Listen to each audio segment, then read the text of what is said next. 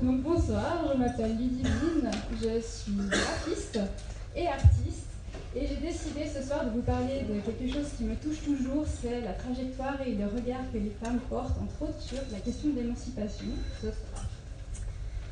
Alors, ça va être leur parole, mais je vais les présenter à la troisième personne. Donc Rachel, elle s'est affranchie de ses propres préjugés et de son autorité à partir du moment où elle a accepté son attirance pour les personnes de même sexe. Ça peut paraître anodin, mais c'est pas une mince affaire parce qu'elle a été en conflit interne avec ses idées et ses envies. Mais pour elle, le fait de s'accepter telle qu'elle est, ça a été une forme d'auto-émancipation. Maë, elle a eu l'impression que son travail d'émancipation, il n'est pas encore réalisé chez elle. Et depuis tout jeune, elle a toujours voulu être indépendante, être maîtresse d'elle-même, donc elle a quitté le nid familial à l'âge de 20 ans. Mais même si au début c'était une source d'angoisse, maintenant ça va, et puis elle continue ça. Vanessa, elle s'émancipe par l'engagement militant féministe. Elle a ressenti le besoin de changer sa routine, donc elle a quitté son travail qui était stable et agréable. Et elle s'est investie dans la grève des femmes, à Fribourg notamment. Et pour elle, c'est le début d'un nouveau chapitre pour réinventer le monde et se réinventer elle-même. Et elle ignore où ça va la mener, mais elle en est très heureuse. Sophia, elle a porté un gros trait d'eyeliner et du fond de teint pendant des années. Elle a commencé ça par mimétisme quand elle était au lycée.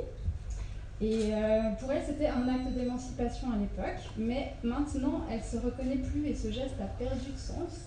Alors elle a simplement arrêté.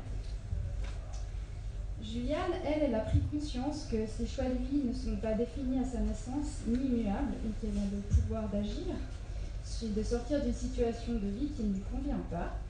Et c'est le décès d'une tante auquel elle s'est identifiée, mais qui n'a pas mené la vie qu'elle voulait, qui a fait cette prise de conscience. Clara, elle se considère pas comme émancipée, mais comme un canari qui apprivoise et qui accepte et décore sa cage de rue. Alors en fait, en remède à ces moments récurrents où elle se sent une imposture, elle a un mantra qu'elle partage avec vous qui est « Je suis exactement là où je dois être, ici et maintenant ». Fanny, elle a quitté son emploi, elle est partie à l'autre bout du monde, et à son retour, elle a tout recommencé à sa façon, avec une motivation sans limite, une créativité et une énergie renouvelée, et elle est devenue graphiste indépendante, ce qui lui a donné une énorme liberté et surtout une reconnaissance qu'elle n'avait jamais connue auparavant. Et c'est un chemin difficile, mais gratifiant. Pour Camille, l'acte qui a fait voler en éclats ses certitudes, ses angoisses et ses doutes, et qui l'a assise dans sa féminité et dans son corps, ça a été de devenir maman alors qu'elle ne voulait pas d'enfant. Aujourd'hui, elle se sent très imparfaite dans ce rôle, elle doit composer tous les jours avec des milliers de petits éclats de peur, mais Camille, elle se sent forte malgré tout, et elle est une femme libre. Et Émilie, elle, depuis toujours, elle n'a jamais voulu de famille. Donc ce sont plutôt sa famille, ses amis, les collègues, la société qui la questionnaient sur ce choix. Et elle s'est longtemps justifiée en trouvant ça émotionnellement très fatigant. Donc maintenant, elle pose la question, et vous, pourquoi vous avez des enfants ? Pascal, elle s'est fait émanciper. Elle s'est fait larguer en 2 heures après 2 ans de vie commune. Ça a été un traumatisme si grand qu'elle a cessé de manger. Et elle pensait que si personne ne venait la sauver, elle n'arriverait pas à se relever. Et donc elle a hurlé, elle a pleuré, elle a prié, personne n'est venu, mais le temps est passé et elle s'est relevée. Et une sensation de force est montée en elle qu'elle garde toujours bien ancrée dans son corps.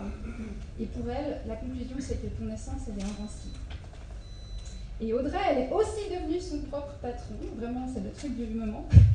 Et elle s'est mise en danger, elle a quitté son confort, elle connaît donc le stress des fins de mois incertaines, elle fait face aux réalités de ses anciens employeurs, et c'est maintenant Sylvie. Enfin bref, elle est super Audrey, mais voilà, je passe à la suite. Sylvie, quelques semaines après le décès de son frère, elle a décidé de voir ce qu'elle n'allait plus dans sa vie. Donc en fait, en une journée, elle a clos une relation, elle a décidé qu'elle était trop jeune pour s'encroûter dans son travail. Elle s'est rendue compte qu'elle n'aimait pas son appartement et que la ville où elle était n'était pas pour elle. 72 heures plus tard, Sylvie avait une offre pour un emploi dans un autre pays. Zoé, elle est enfant, femme, mère, guerrière, famille, elle est recomposée, c'est une communauté, elle est abandonnée, elle est déçue, elle est révoltée, elle est pleine d'injustice, enfin, elle a ressenti de l'injustice, de l'impuissance, de la colère, du combat, mais aussi de l'amour, de la multiculturalité, Zoé. Les découvertes de l'indépendance, de la liberté, de la solitude, de la confiance, de l'équilibre, du lumière, du partage. Elle est loyale, fidèle, droite, empathique, longue, réfléchie, constructérienne, douleur, espoir, création future. Judith, elle a parcouru 1565 km en 88 jours, seule. Et un extrait de ses notes, c'est d'être dans un état de contemplation totale, réfléchir, construire, reconstruire, déconstruire, laisser glisser les tourments dans les torrents de boue, sécher ses larmes sous la chaleur et se remplir de nature. Jennifer, elle s'émancipe de son père italien et conduit pas de voiture. Elle s'émancipe de l'image de la femme émancipée que sa mère lui transmet parce qu'elle a des enfants. Elle s'émancipe du milieu ouvrier parce qu'elle a fait de hautes études. Elle s'émancipe de la Migros parce qu'elle fait pousser ses tomates. Et elle laisse ses cheveux pousser.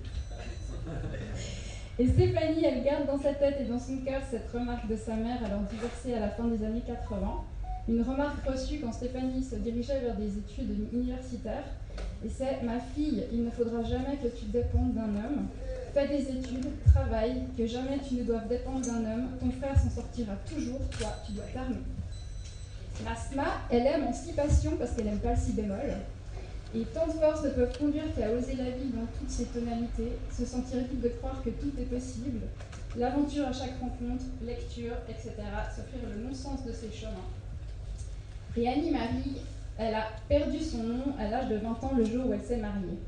Et c'est quelque chose auquel elle ne s'est jamais habituée. Et elle se sentait un peu abandonnée par les siens. Alors à 35 ans, comme elle a compris que c'était une coutume, elle a repris son nom avec le soutien de son conjoint. Et aujourd'hui, elle en est très fière. Et j'aimerais terminer en fait cette présentation sur le témoignage de Christine, qui préfère ne pas dévoiler son visage. Christine, elle a grandi dans un environnement familial très toxique, mais les études et la danse ont été son échappatoire, et à 18 ans, elle a cherché sa voie seule, sans aucun soutien. Christine, elle a fait des études. Christine, elle a une famille heureuse. Christine, elle danse. Et Christine, elle a réussi. Merci. Bravo. Merci so much.